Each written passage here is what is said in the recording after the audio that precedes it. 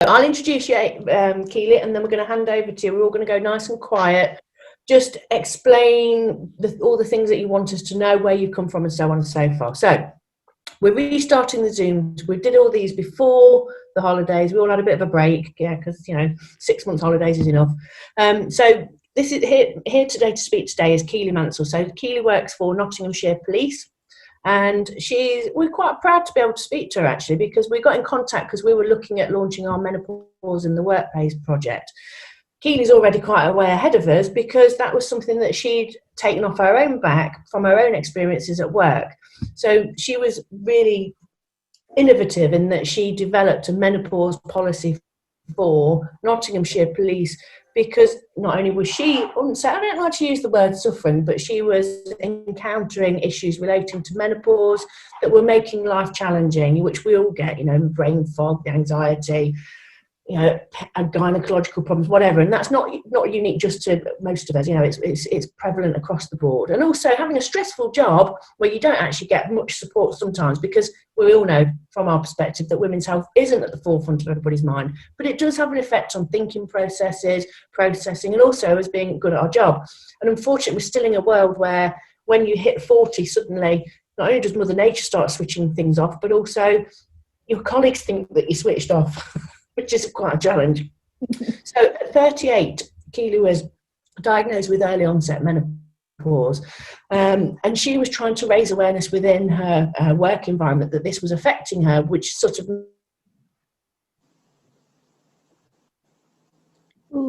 met a bit of a brick. I've lost you. Which it does, because there's not a great deal of information. So she set up an initiative and developed and introduced her own menopause policy. See me all right? Is it working? No, you've gone black. Can you hear me? That's it. Oh, gosh. Right, back. There's no kids here, so they can't take it. So anyway, so Keeley's initiative, she was all over the paper, she was all over the TV, and quite rightly so, championing women's health, menopause, and this policy that she's developed. And she's had a lot of challenges, which I'm sure she's going to tell us about. Quite a lot of forces have adopted these policies and procedures, and we want to work with Keeley to actually enable other companies that have women in the workforce to develop that in the future. So, handing over to Keeley. Of course, the other thing as well is you went on to win the National Women in Policing Award. What year was that? 2018 National Police Officer of the Year, yes. Well done. And you actually got to go on TV with ITV's Lorraine as well, which was really good. And we'll put links to those in our links that we've got on here on our website as well. Okay, I'm going to hand over to you. I'm going to sit back and just enjoy the ride. Thank you, Emma. And if anyone does want to ask anything, then please feel free. I'm going to start at the beginning because I think that's a good place to start. Menopause wasn't something that I ever thought about. It was something that I'd never spoken about really all the way through school. I don't think no one ever talked about menopause. So when I started to notice my body changing and my periods becoming a bit more irregular and heavy, I didn't really know what was happening to my body. So it wasn't until I went for a smear test and I hadn't had a period for probably over a year that the nurse asked me about my periods, and I said, the funny thing is I'm not having them, and when I was having them they were really heavy. And it was her that said, have you thought that you may be going through the menopause? Well, I was 37 at that time, and I thought, menopause, that happens to happens to older women, not people of my age. So it was a bit of a shock. She mentioned it and I just really thought, yeah, okay, whatever, I don't think I'm going through the menopause. And then about a week later, the doctor rang me and said, you need to come in. And he sort of I remember walking into the surgery and he's going, I've got some bad news for you. And I thought, oh. And he said, you don't want any more kids, do you? And that was how he said. And I sort of sat back and thought, I've not really thought about this. What? And he said, you're going through the menopause. And it was really he was shocked at telling me. And straight away it was, have you thought about HRT? And I think I just remember sitting there thinking, oh my God, what I'm not going to be able to have kids. So, oh my gosh. And that was really my journey. That was my start. And I left that surgery thinking, oh my God, HRT, I need to go and research all of this and look at it. And I'd been a police officer for about 15 years at that point. Works shifts, very long shifts. Sometimes, we don't get to finish on time, especially if, there's a major incident running and you're just expected to do another double shift. And I was really starting to struggle. I had headaches, really bad headaches, so tired as well. I felt like I could sleep for days on end. And that was really the beginning of, and I'm going to say, my menopause journey that has been a nightmare. And I know not everybody suffers the same, but I started to look into what was out there for me continuing to still go to work and see if there was any support that I could have, because as I said, I was working shifts and you almost were expected in the police force to 24/7. If something comes in, you can't go home, you have to stay, you have to deal.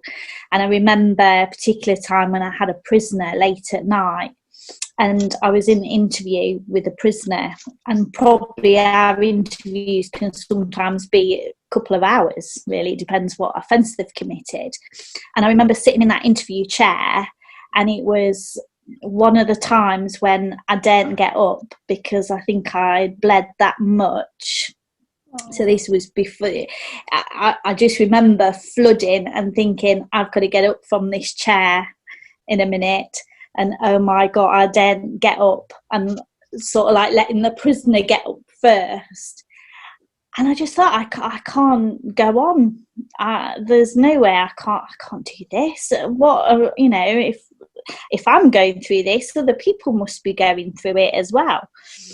And I mean, as I say, that was obviously before my period stopped, but it was moments like that you just, there's nothing that you can do. You can't go to I couldn't go to my boss at the time and say, sorry, I need to go home, or because that doesn't happen, unfortunately, in the police. You just have to get on with it and deal with it and try and hope for the best. That it doesn't come through your clothes, and it doesn't affect, nobody can see what's happening to you. So that happened. Then, as I said, I started to look to see if there was anything in our organisation to help with, obviously, the exhaustion and the tiredness, the lack of energy. And I was shocked that there was nothing, really, there was no guidance, there was no support. So I went to our HR to see if they had any guidance for myself, and I remember them saying to me, no, we haven't got anything, but if you want to go and look at it and see if there's other organisations that have got anything that can help, then come back to us and we'll look at it. And I did. I remember going to Boots, I went to the NHS, I went to like little companies to see if anybody had anything. I went to Nottingham City Council, the County Council, and nobody had any guidance or any support for women that were going through the menopause. So it was like, well, it can't be that difficult. There must be something out there. I got in touch with the Nottingham Trent University and spoke to Professor Amanda Griffiths at the time, who had done a survey in 2010 about how menopause was going to affect the police service moving on, because of the amount of women that were staying in the careers and weren't leaving the police like they used to. It was years ago that women, after they had families, they didn't return to work. So actually now there was more people staying on in the police and having more of a career. It was going to it was going to affect the police service at some point. So she'd already done some research around it. So I got in touch with her and was like, what can we do? What can an organisation do to keep women like myself at work, who was very passionate about the police service? I love my job, being a police officer. It's 24/7 job. And as I say, you work long shifts, but I wanted promotion. I'd done my sergeant's exams and I'd passed, I was qualified to be a sergeant, but I felt like my symptoms were impacting on me that much that it was affecting the job that I do. And I thought, that's not fair. If something out of my control can affect me, it changed who I was. I sort of like lost my confidence, the exhaustion. I just can't describe how I felt. I felt physically sick. I felt dizzy. I just had so many different symptoms, and one symptom would disappear and then another would come. So the headaches were horrendous as well. And the doctor said that was obviously my hormones fluctuating all the time. So I did go on HRT. And that was a journey in itself, because I couldn't find the right HRT. For me, I thought there was just one kind of HRT, you take it and you become this new woman that everybody talks about. And that just never happened. And it didn't matter the different HRTs that I took patches, I took gels, I took tablets. And it was trying to find the right one for you that suits your body. And I would take them for probably about 3 to 4 months, and then the migraines would just be so severe that I would just be in bed for a couple of days, and the exhaustion, just feeling dreadful, to the point that I actually went off sick and seriously thought about leaving my job and my career. And when I went off sick, I was under the hospital, and I went to a few hospital appointments and was given different HRT treatments. I was given testosterone. So I was given all different combinations to try and get my hormone levels back up and just to be functioning normal. And being a police officer, you have to be confident as well, and you have to, be assertive. And I became this person that I didn't know anymore. And even, wearing a uniform, I put so much weight on because of the HRT that my uniform didn't fit. And, it was just, my hair would never go right. I got spots. Everything just kept changing, and I just really didn't feel like I was me. So after a period off sick, I then went back to work. I started to feel better, so went back to work, back on my HRT, and I really threw myself into, we need to change the way that menopause is dealt with. In the police force, obviously there's a lot more men, and I worked with a lot more men than I did women. And I started to have conversations about how I was feeling and how the menopause had changed the way that I saw my job, the way I saw myself, the fact I'd lost my confidence. As I said earlier, I wanted promotion. There was people around me getting promoted. And I was thinking, gosh, I'm not the same person. I've lost that confident Keeley. I used to be bubbly. I used to be fun. I've now become this miserable menopausal woman that's having so many different symptoms. I just want to be myself. And also, I think you sort of like try and isolate yourself as well. I didn't want to go out. I didn't feel confident in what I was wearing. I didn't feel confident in the way I looked. I was putting on so much weight as well, which wasn't helping. And it does, they say that menopause is not an illness, but it makes you feel so depressed, so poorly. The symptoms that I were getting, especially the migraines, would knock me off my feet for days. So I did, as I said, looked at other organisations to see what was out there for help and support.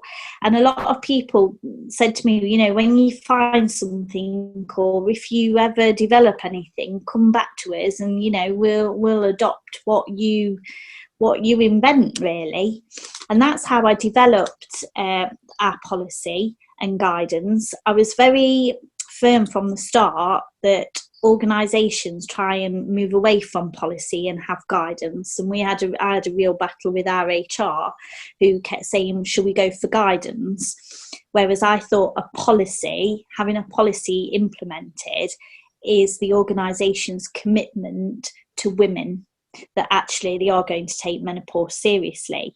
It was on a lot of people's agendas, and it was on everybody's, you know, radar. Yeah, we do need to do something. We do need to look at menopause, and we do need to support women.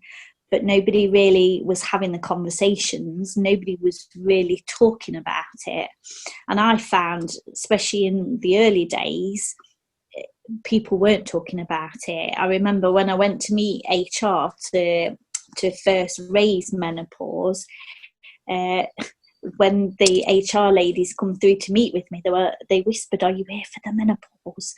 And that's how it was like. Even when we met months down the line, everybody whispered, "Are you here for the menopause?" And it was like, yes, but we should be saying it out loud. So that's how I started to tell my story as well.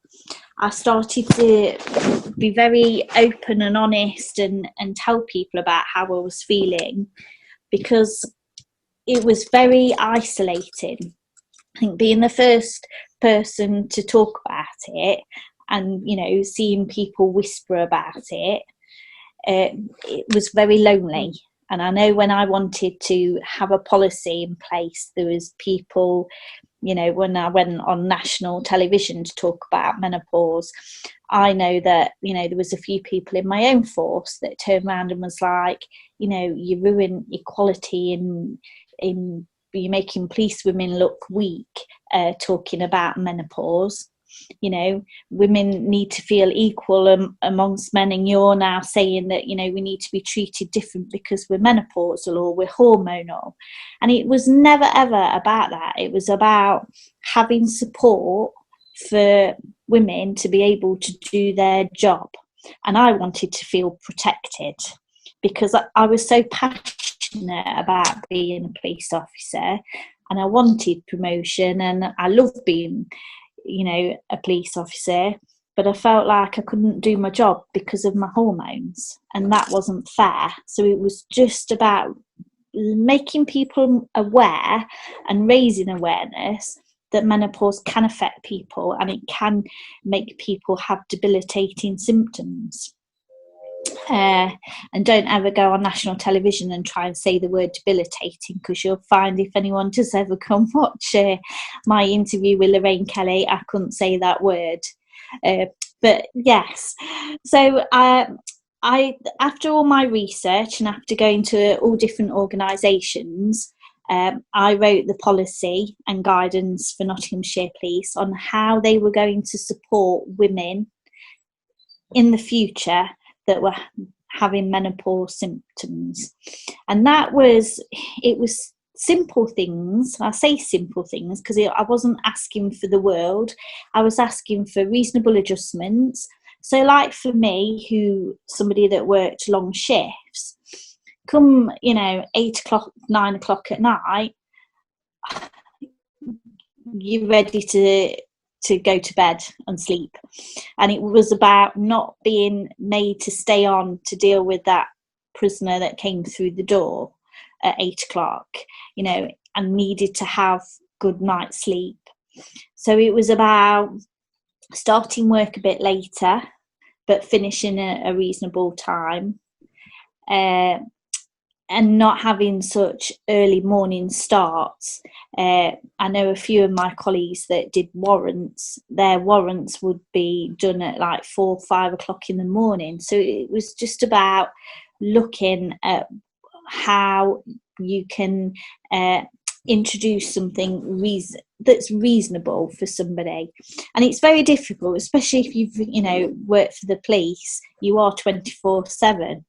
So and I know, you know, one of my colleagues that wanted some advice, that one of the bosses said to me, what will happen if I have lots of menopausal women come to my door on a Monday morning and say that, you know, they can't do night shifts?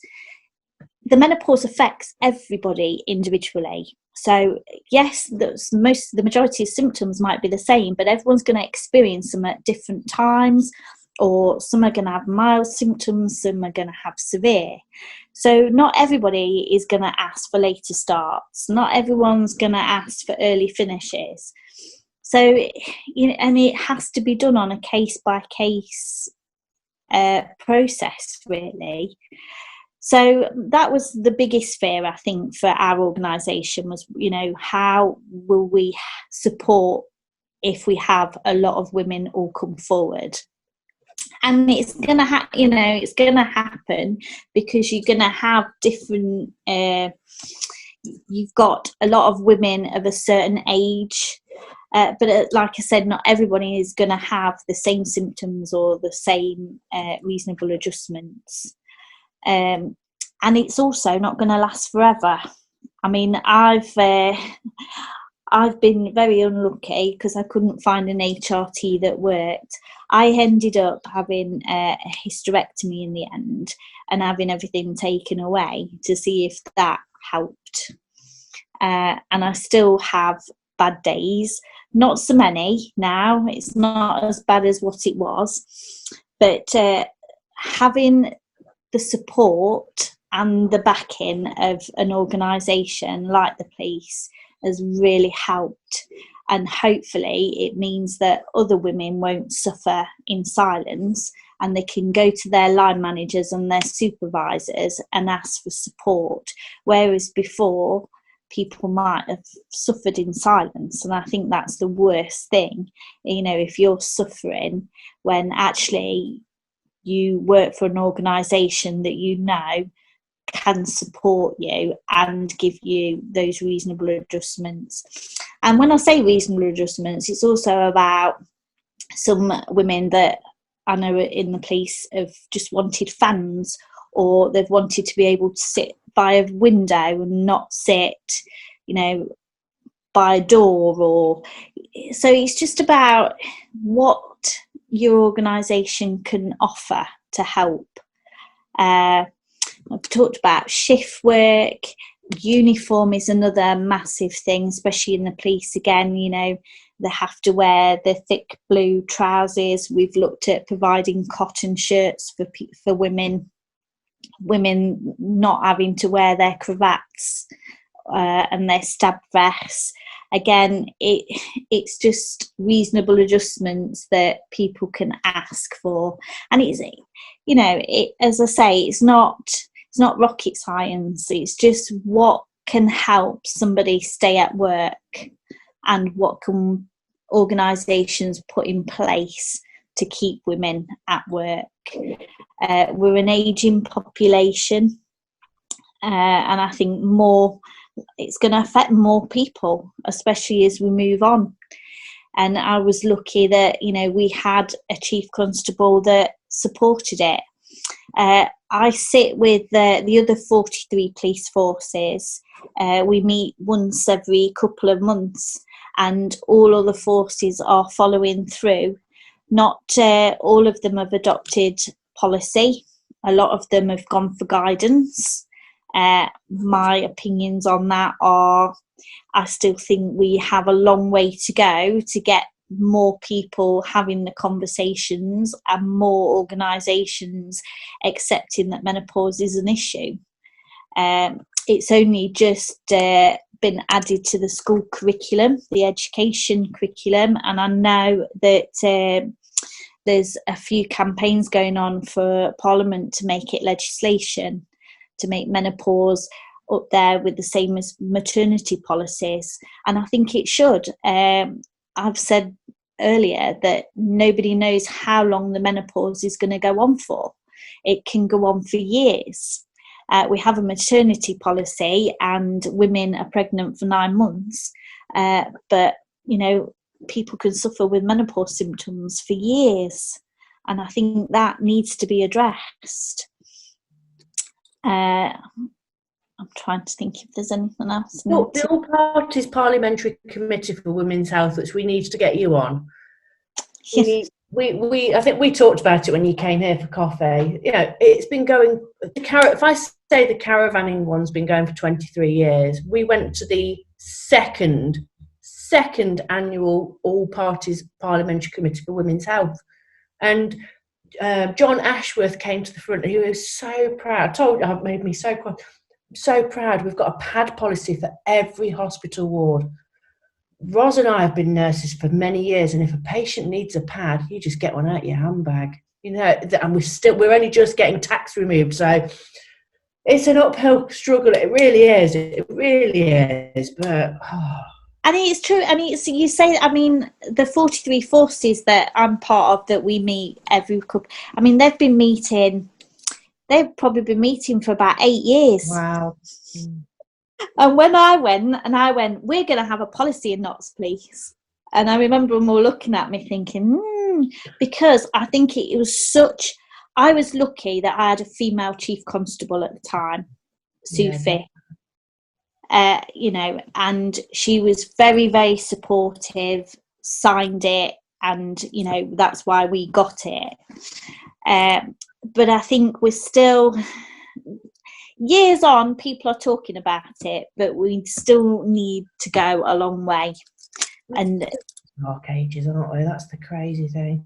It is. I don't want to insult you by saying, you know, it's really brave and we're really proud, because it shouldn't be that way. I am very proud of it. You know, we've met before, and I am really proud of what you've done. We shouldn't have to, and I don't mean this in a demeanour, we shouldn't have to tell other women that we're proud of them for championing women's health. Because we do it every day of the week, and actually we're still human beings, and it's staggering in 2020 when we can put so much effort into what's going on in the world, that we're still not seen. Lots of human beings wouldn't be here if it wasn't for women, you know. And we are slowly. I mean, you what you've done, and it is absolutely magnificent, because we know that when you put yourself out there, you're in the firing. I don't mean in the police force, but you are in the firing line. And I tell you what, to take what you've done. Emma, there was a time when honestly I wanted to hide. The Daily Mail came to an event where I spoke, and they went away and looked at my policy and guidance. I'm no policy writer. I just thought, you know what, it can't be that difficult. Yeah, it can't be that difficult to write something to say this is what the organisation's going to do. And I wanted some protection. It was protection. I wanted to be protected, that I wasn't making the menopause up. I'm surely not the only woman that's having debilitating symptoms, but I felt like it because nobody else was talking about it. And they went away. The policy went through lots of different consultations in the police before it gets to be put before the chief. So a lot of people would take it and take words out of it, whatever. By the time it goes through the consultation process and then goes to the chief, I've done all my bit. I wrote the bones of it, but then other people have wrote bits in. They picked out a word. The Daily Mail picked out, there was a word in there about women in Notts Police have crying rooms for menopausal women. Don't even speak to me about the Daily Mail articles. Crying rooms. I was absolutely, honestly, oh my God, my phone, I was on my day off and the phone was just, but it got me on Lorraine Kelly, so I'm not going to moan too much. But again, I was very much, there you go, you go and tell your story, you're on your own. And on it, the backlash that I got about, oh, she's, crying menopausal woman. No, I wanted some protection. Do you know, I feel like my career, I'm not going to hide behind it. I'm going to say my career was ruined because of my menopause. because I was qualified to be a sergeant. I was going to be a sergeant. I was going for promotion. That went out the window because I became somebody that I didn't even know. I looked in the mirror, I didn't even like who I was. And it just changed. It made me just lose my confidence overnight. I didn't know who I was. Even how many of looking, us women, you know, nurses particularly as well, because to be fair, it is a mostly female profession. You go up the ranks, you get pregnant, you straight back down here, you try and go back, and it's like you claw to get back where you were, but you've got all those skills, and it's a cultural thing, you know, and it's you know, it's indoctrinated in us, and it's, you spend the rest of the time trying to prove that you are worthy of what you do. Actually, yeah. The thing with women is very much common sense. Can I just ask you a question, Keeley? Yeah. Were you in a relationship at the time, and were you with a husband or with a partner, and did you get support from him or? Yeah, I just met my partner, bless him. So I was a single parent, and then I just met my partner probably about 6-7 months into me being diagnosed with going through the menopause. And I mean, he bless him, he's been brilliant, and I've often said, from a man should tell a story of what it's like, because I felt like I changed overnight. And he had this bubbly person that was life and soul of the party, and I then became this miserable Mardy menopausal woman. And you know, and he, bless him, he did tell you, he's been brilliant, and he was fantastic. But yeah, he's been there to pick me up all the way. Support. Yeah.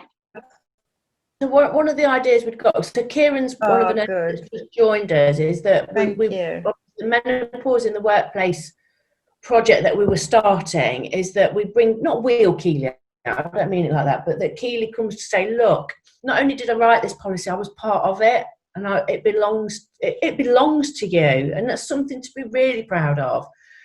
But it shouldn't be that it's one person in a little, you know, it's 43 forces, that's pretty good going.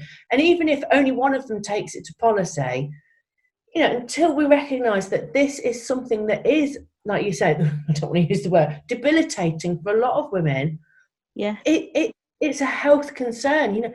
And I'm guessing there might be some men in the room, but if it was a man's problem, it would be different. Yeah, it really would. And I don't mean that in a derogatory, I really don't. There's one man in the room, I think. I think it's a husband's account, but that's fine. Okay, because I want to say we haven't answered me. But you know what, Keeley, I was, you know, when you're speaking, I just thought that how challenging it is for women because of the nature of your job. I'm assuming that, you know, being a policewoman. I'm not saying that in a really I'm not doing that in a sexist way. You know, it's like a macho, you know, a macho kind of profession. Therefore, you are supposed to be strong. You're not supposed to cry, and you're not. And I think when women get into such professions, they actually suffer in silence.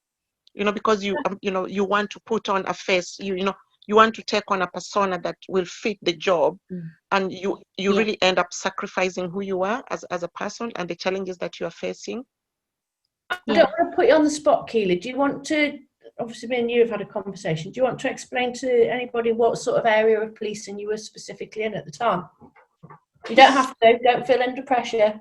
No, that's fine. I actually managed dangerous sex offenders and murderers. Just not you know, run of the mill crazy stuff. That's hard enough at the best of times when you've got your wits about you. Yeah, so you do have to be on the ball on it. And and it was just, and that's what I'm saying about, you don't want to say, because I remember someone saying to me, I went to Hockey House, and I remember them saying to me, don't tell them that you can't do your job.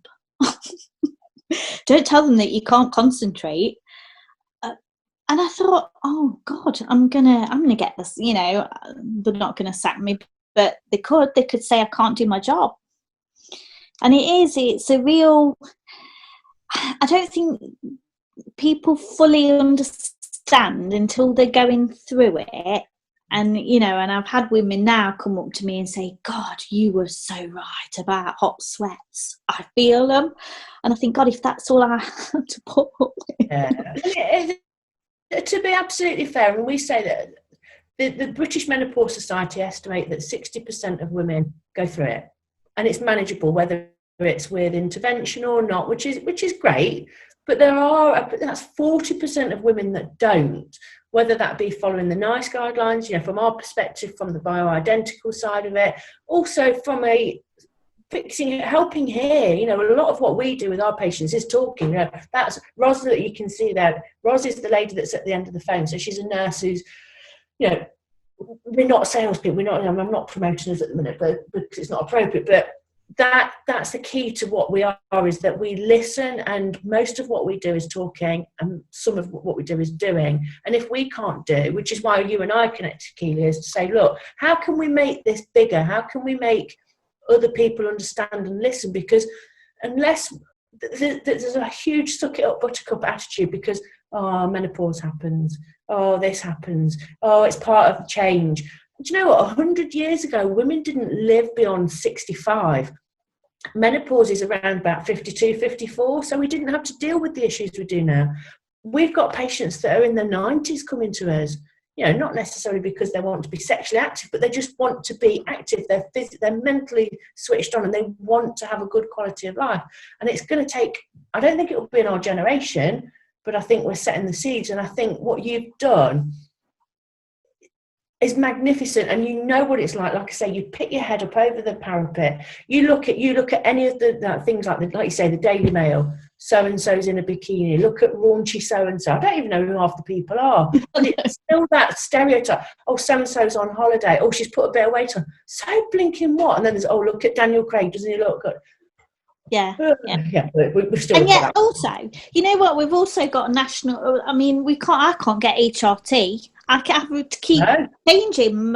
So I've just had a hysterectomy, sorted my HRT, felt great, and now I can't get my HRT.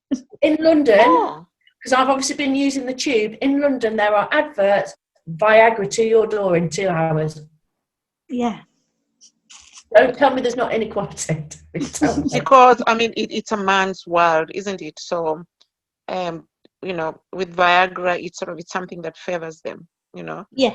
Can I ask a very silly question that I've not asked a doctor or anybody?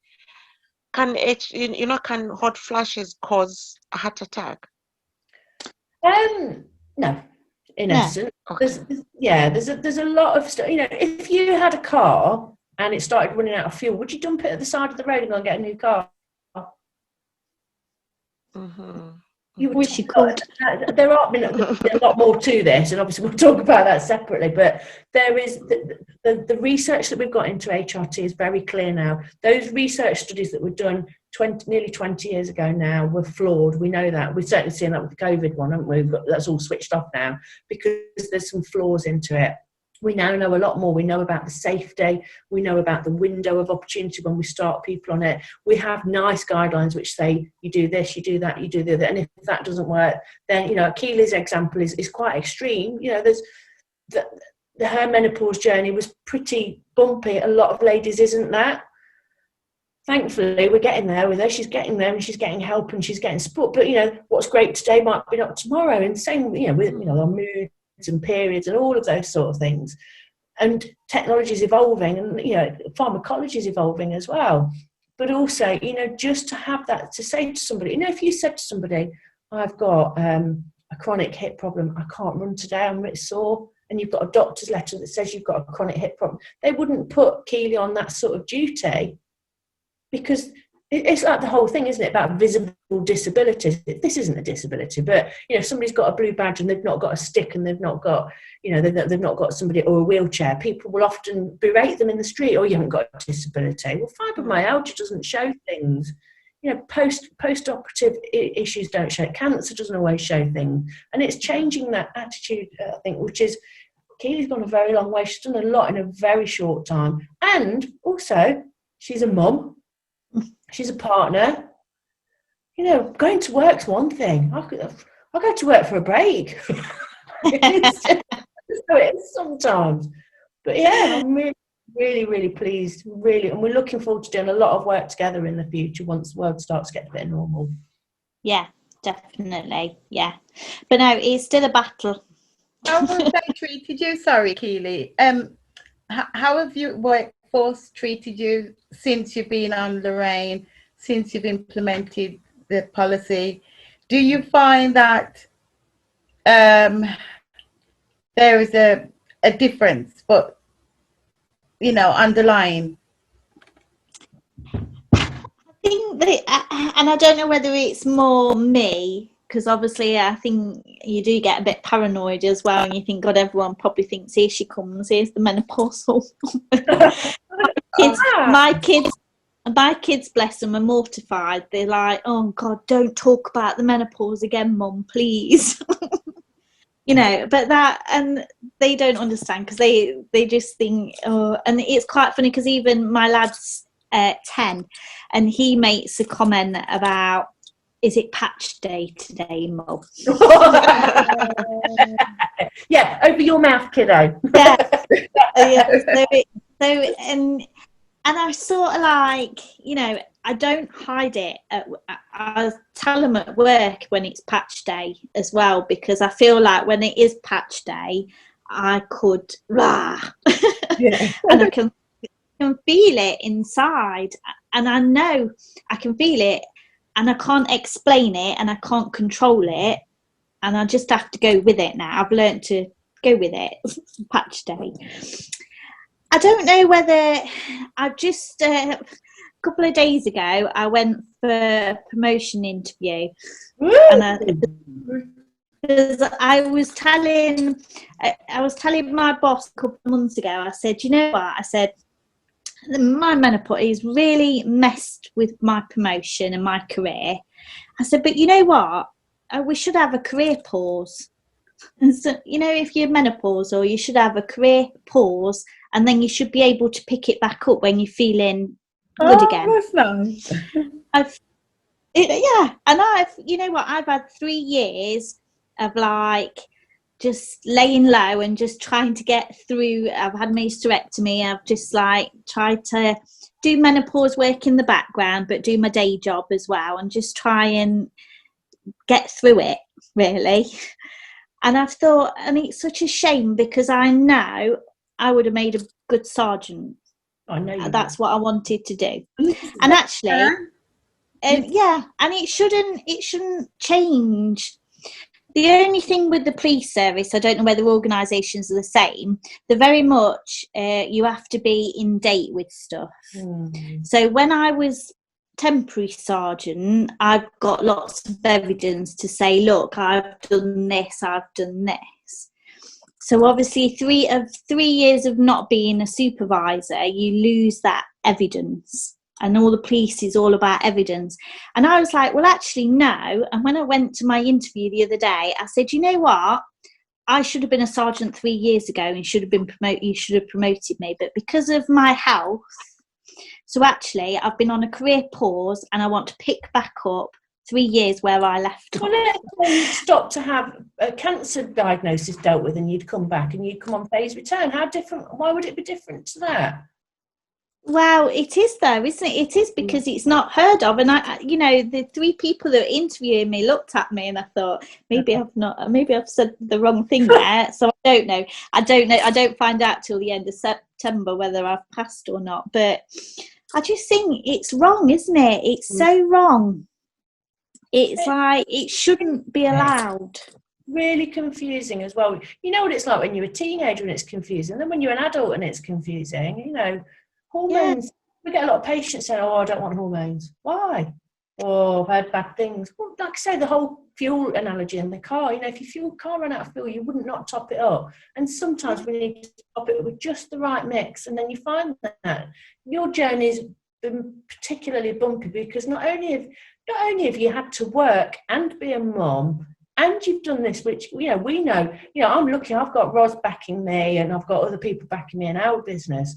But the more, you know, like you say, the Daily Mail, I look at one of my female MPs, and she went, don't look, never look at the comments, never look. And it's just, you do something to say, we're lifting it up, and they put a thing like, NHS nurse sent to make £300 squillion a day. Oh, she's ripping off the NHS. No, that's not what we said. That's not what we said. And you know what, Emma? I did an article when I won my National Police Officer Award. I had a picture done with the Evening Post and my award. And you know, and I was really annoyed because their story, their take on it was, oh, look, we're paying a police officer to look at menopause. No, do you know what? I did all that work in my free time. Did it for free. I didn't. You saying that? Yeah, I had a day job. My day job was managing sex offenders and murderers, and actually I would come home and then write policy that, you know, I'd never wrote. So no, Notts Police weren't paying a police officer, but I couldn't go back and say that because that's not, you know, and the criticism, and I stayed away from the comments, but I just thought, and it was almost like they mocked the award because they were making fun that they were paying a Notts police officer, and it was so wrong. It was like, no, you're not. No, that's not how it. Two fingers up to them, because you've done an amazing job. And we will do whatever we can to support you. And like I say, we were going to collaborate and hopefully get other people involved and just really drive this forward, because the bigger and noisier and smellier it gets, the more they're going to have to listen. And actually, there's not one person alive on this planet that didn't depend on a woman to get here. That sounds a bit of a feminine. I'm not going to burn my bra. I'm absolutely not. But you know what I mean? It's not something we shouldn't have to suffer.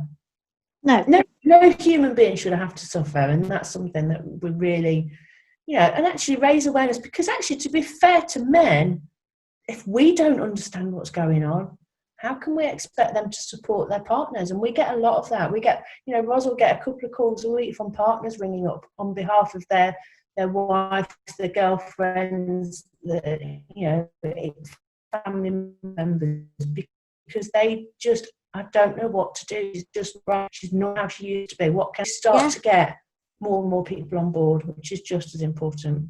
Well, that's absolutely. I'm chuffed a bit. I'm so glad you came along. I know you've been working all day, bless you. No, Bill, thank you. And any time, if you know, I'm more than happy to join you. And we'll do a lot of work, because you're only the other side of town from me as well. So thank you so much for that. What I'm going to do is we're 23 minutes past 8. That flew by. Does anybody have anything they want to ask? Any questions, any queries, anything at all? Talk about putting you in the hot seat, Keeley. All right. Sorry. I just really want to echo what you said, Emma. I just want to say that you were brave, even though you shouldn't have to defend us. But I just want to echo what Emma said, in that, you know, I really respect you, because all along you took a big risk, because, you know, you've got your job, and they could have easily said, oh, you know, you're not capable, you're not able to do your job anymore. So, you know, you had all that worry, and you weren't in the right even state to take them on. So you were unwell, you were sick, fighting. And I just find that really admirable. So I just want to say well done. Thank you. I think even I can't comprehend what your workload was like. We know what our workload is like, you know, and we get very emotionally connected to our pain. Really, definitely in the last few years, Ros will back me up.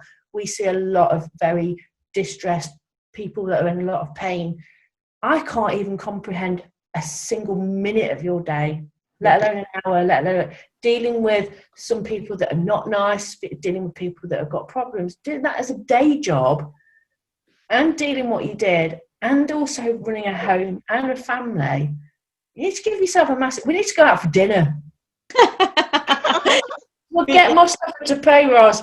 I'm sure you'll gladly. We do. I mean, just take it. I mean, I've certainly found this with our business. Every now and then, just take yourself back. You know, you obviously do. We do our talks and we share our information. Just take a bit of time and actually think about what you've done. It's not a small thing. If you think 2018, what, we're nearly 2.5, 3 years in, and it's so much bigger than where you started from, and it's going to get bigger. And the more you connect with people, the bigger it'll get. Once you get one thought and you get 20 people on that same wavelength, it will get bigger. And we will support you in whatever way we can. And also, you will help us with ours. And it will be, you know, but I don't be saying with things like brave and respecting and so on. We're not trying to say that in a patronising way. We want you to be really proud of what you've done, because actually we are. We're really glad that you've come along to speak with us so that we can share that further, because this little podcast that we're doing, this sort of breakdown, we can share that, and the more people, we're going to get bombarded. So if you weren't busy already, we're going to get even more. But it's a good way. We've got yeah, and it's a good call. You know, we need to help the women out there that are suffering in silence. And I know from going on TV, women that contacted me that lost their jobs because of their, you know, lack of confidence, their brain fog. And it's happening, and it shouldn't be happening. We get it from the other perspective, where people have lost relationships. Yeah. Well, from the sexual side is a small part of it. They don't understand what's going on themselves. They're frightened. You know, we get a lot of patients that don't actually come to us for treatment, but Ros will get them and she'll be on the phone for 20 minutes just signposting people to get help. You know, and we're looking at developing more and more services. And I think, you know, the workplace project that we were talking about, where we go to people and we really say, look, you need to think about this as a health issue. You know, it's not unhealthy. You know, periods don't mean that you're ill. Being pregnant doesn't mean that you're ill, but they have issues surrounding them that need to be addressed. You know, you go to a midwife and she's assessing you, she's checking you, they're making sure that you're okay. When you've had the baby, there's the postpartum. Why don't we get that for menopause? This is what menopause is. This is what can help. This is all the things. Here's somebody you can call if you need to. It doesn't exist, and it needs to. It really does. Yeah. Bill. You need to let us know how your sergeant's interview goes, because I'll tell you what, I'm going to get you the big bottle of champagne when you do. I know, we'll see. Well, really beautiful restaurants in Nottingham that are still open, so I'm putting it out there, whether it's recorded or not. I'm going to take you out and we're going to have champagne no matter what. Thank you, and thank you everybody for listening. I've really been inspired. I'm really glad we're connected. I know I was a bit of a pain pestering you and whatever, but definitely. And when everything settles down, we'll get together and we'll start formulating a plan, because my nurses are all really ready to rock and roll. We just need the world to get a little bit more normal. We do. Anybody got any more questions? There's a couple of minutes to go. Anybody got anything else they want to ask or say or do?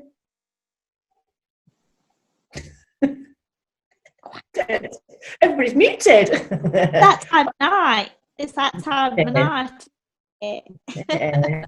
Oh, Keeley, thank you so much. I hope you'll join us with some of the other Zooms that we do, because your input will be really gratefully received as well, because we often get patients that will talk about some of the experiences they've got, and also we might be able to help, jointly help them as well.